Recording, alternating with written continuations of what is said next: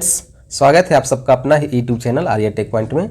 Friends, इस video में बात करने वाले हैं जितने भी नई ज्वाइनिंग प्रक्रिया हो रही है ना, जिसमें से कुछ पद ऐसे हैं, जैसे कौन कौन से पद, जैसे ग्रेड 1 का सिग्नल टेलीकॉम है ना, और टेक्नीशियन 3 में टीआरडी आते हैं, और भी अदर पोस्ट क्या क्या है उसके बारे में हम बात करेंगे। एंड ग्रुप डी में पॉइंट्समैन आते हैं।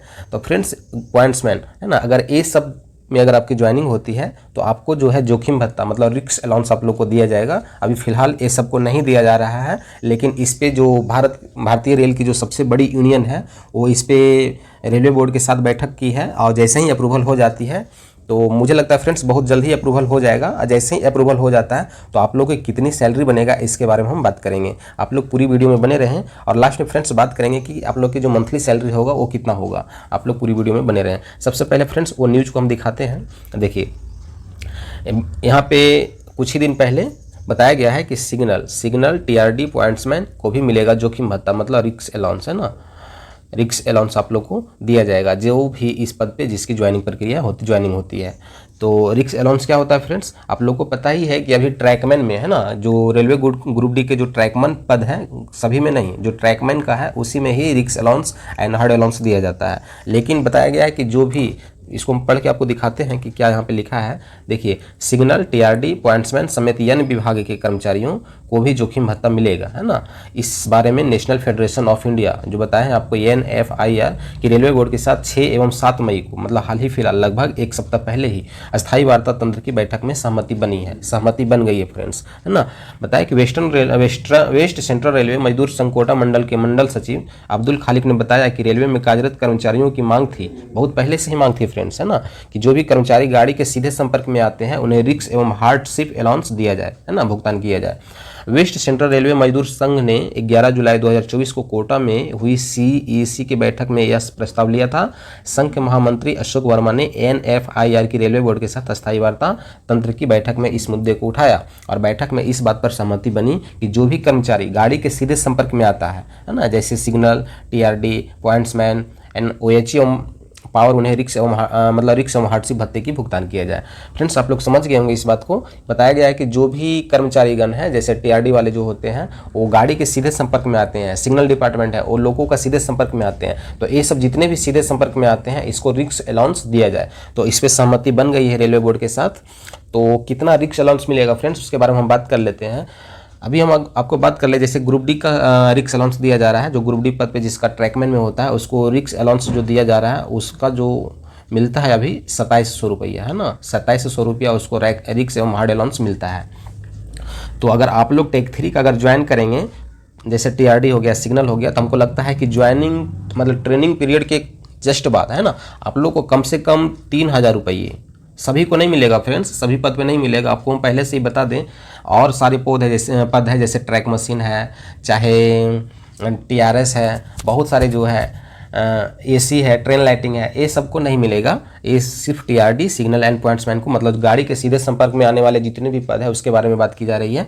तो रिस्क अलाउंस 3000 रुपये आप लोग में बढ़ोतरी हो जाएगा। अभी पुराने कर्मचारियों को ये नहीं मिल रहा है, जैसे ही इस पर अप्रूवल हो जाती है तो पुराने कर्मचारियों के साथ साथ आप लोग भी अगर ज्वाइनिंग में जाते हैं और इस पद पर आपका चयन होता है तो आपको भी रिस्क अलाउंस दिया जाएगा। फ्रेंड्स, आप लोग समझ गए होंगे। जैसे आपको हम बता दें, टीआरडी को ही अगर देख ले तो टीआरडी की सैलरी कितना होता है इसके बारे में बात कर लेते हैं। फ्रेंड्स, जैसे जितने भी टेक्नीशियन 3 हो चाहे टेक 1 हो, ये सब का जो ट्रेनिंग पीरियड होता है 6 मंथ का होता है। तो 6 मंथ जैसे ट्रेनिंग पीरियड खत्म हो जाएगा, ट्रेनिंग पीरियड में फ्रेंड्स आप लोग को बता दें सिर्फ बेसिक एंड DA दिया जाएगा। DA अभी जो चल रहा है वो 57% के आसपास है। जैसे हमको लगता है कि आप लोग की ज्वाइनिंग प्रक्रिया खत्म होगी और 6 मंथ के बाद तो फ्रेंड्स हमको लगता है कि 8वां पे कमीशन भी लागू हो जाएगा, लेकिन अभी हम 7वां पे कमीशन के अनुसार ही बात करेंगे। तो हमको लगता है कि जब 6 मंथ आपकी ट्रेनिंग पीरियड खत्म हो जाएगा उस समय DA जो होगा वो 60% होगा, है ना, बेसिक सैलरी का 60%। तो जैसे खत्म हो जाता है तो कितना जैसे दिया जाएगा, जैसे 20,500, हम टेक 3 का बात कर रहे हैं, है ना, 20,500, और टेक 3 का हम बात कर रहे हैं 20,500 आपका बेसिक सैलरी होगा।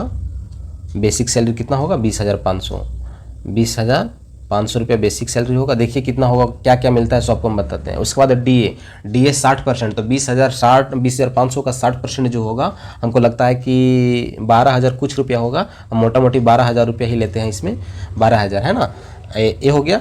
उसके बाद HRA दिया जाता है। HRA में हाउस रेंट अलाउंस होता है जो सिटी पे निर्भर करता है। आपको पिछला वीडियो हम बताए थे, आप लोग जा करके उस पूरी वीडियो को देख सकते हैं कि क्या HRA का रूल नियम है, वो पता चल जाएगा। जैसे क्या है कि 3 भाग में 10, 20 एंड 30% दिया जाता है बेसिक पे का। तो हम 20% ही देख लेते हैं। तो 20,500 का 20% कितना हो जाता है, लगभग 4500 के आसपास, है ना। ये आप लोग को मिलेगा HRA मतलब हाउस रेंट अलाउंस। इसके बाद क्या दिया जाता है, TRD को 6,000 रुपया इसको TA मिलता है ना।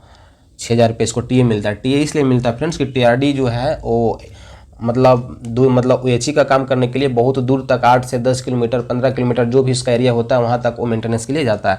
इसलिए उसको 6,000 रुपया मतलब एवरेज उसको TA मिलता है। उसके बाद फिर 1,000 मतलब 1,300 रुपये फ्रेंड्स TA मिलता है, जो अपना क्वार्टर से डेली आप अपना हेड क्वार्टर के लिए ड्यूटी जाएंगे तो 1,300 रुपया ए हो गया, है ना। उसके बाद और क्या मिलता है फ्रेंड्स, इसके बारे में और हम अगर आपको बता दें तो, और अभी हम रिक्स अलाउंस, जैसे रिक्स अलाउंस की अगर बात चल रही है तो रिक्स अलाउंस अगर 3,000 ही देखा जाए तो इस प्रकार से आपकी सैलरी में क्या होता है, इंक्रीज होता है। देखिए तो 20,500 और 12,000 कितना हो गया, 37,000 और 4,500, 20, 12, 32,000 और यहाँ पे 32,500 और 4,500, 37,000, 37,000, 43 और इधर 4,300 मतलब 47,300, मोटा मोटी 47,000 के आसपास आपकी जैसे ट्रेनिंग पीरियड खत्म होता है तो 47,000 आप लोग का ग्रॉस सैलरी बनेगा। हम सिर्फ TRD का ही बात किए हैं अभी, तो 47,000 के आसपास क्या होगा, आप लोग का ग्रॉस सैलरी बनेगा।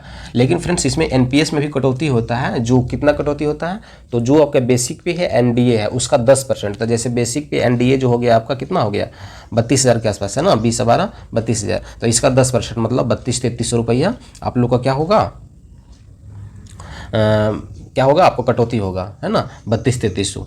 तो मोटा मोटी आप लोग का इन हैंड सैलरी जो होगा वो कितना होगा, लगभग 44,000 के आसपास आप लोग का इन हैंड सैलरी होगा, नेट पेमेंट, है ना, 44,000। TRD की हम बात किए थे। तो फ्रेंड्स आप लोग समझ गए होंगे। ठीक इसी प्रकार से सिग्नल में भी, है ना, सिग्नल जो ग्रेड 1 होंगे उन सिग्नल में क्या है, वो तो ग्रेड 1 का है, लेवल 5 का पद है, तो उसका जो बेसिक पे होगा वो 29,200 होगा, है ना। इसका जो बेसिक पे है 29,200 होगा। अब फ्रेंड्स आपको पता ही है कि रेल के जितने भी सैलरी होता है वो बेसिक पे ही डिपेंड करता है, तो ये 29,200 पे ही पूरे नियम लागू होगा। फ्रेंड्स वीडियो अगर अच्छा लगे तो हमारे चैनल को जरूर सब्सक्राइब करें और साथ साथ लाइक्स एवं कमेंट्स करें। धन्यवाद।